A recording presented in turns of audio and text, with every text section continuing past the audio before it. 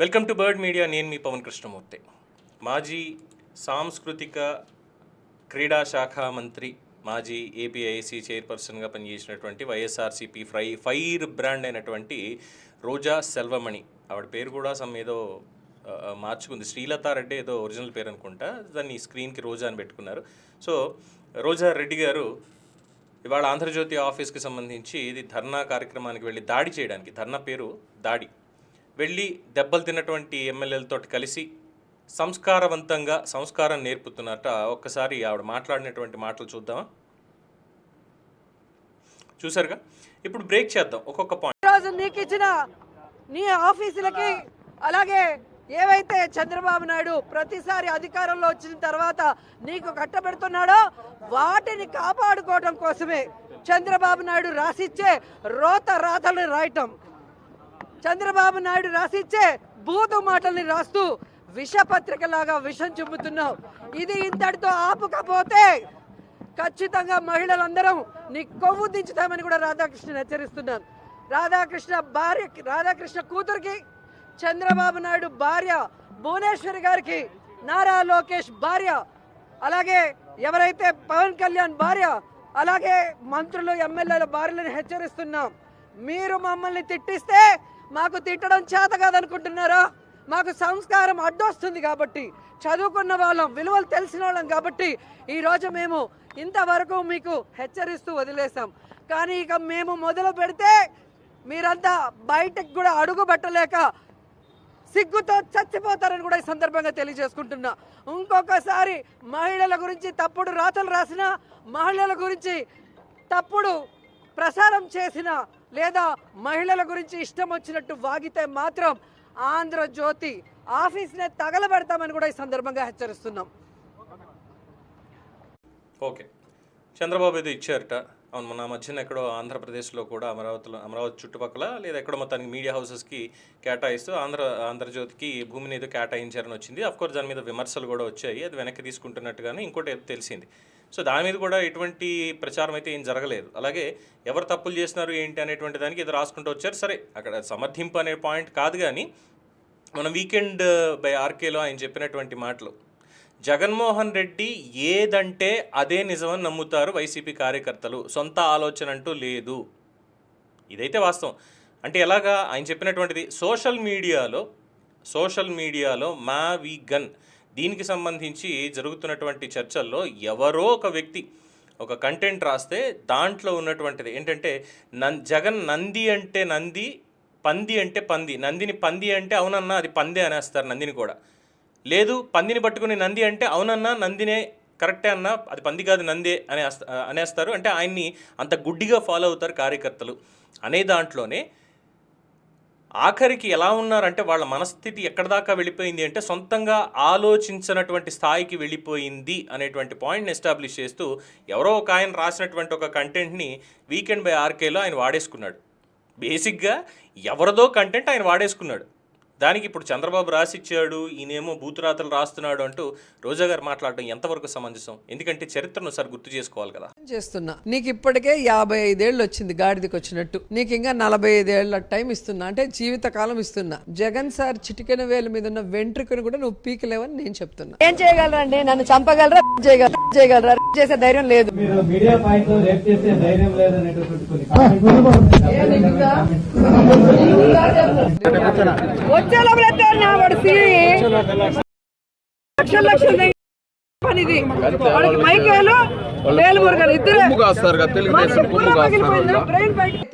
చిత్తూరులో ప్రతి ఒక్కరు మాట్లాడే నార్మల్ లాంగ్వేజ్, దాంట్లో బూత్ ఉండదు. సో అవి నార్మల్ గా అందరూ మాట్లాడే మాటలు, అంతే కదండి. మరి ఆ చరిత్రను మర్చిపోతే ఎలా కదా. ఆఫ్టర్ దట్ ఇక సెకండ్ పాయింట్ బ్రేక్ చేద్దాం.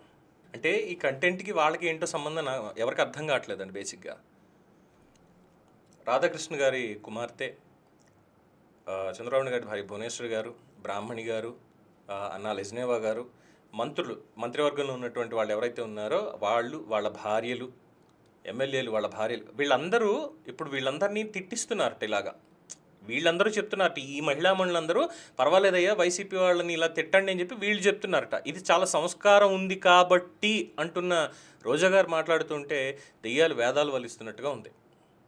ఇదే మాట్లాడుతున్నారు.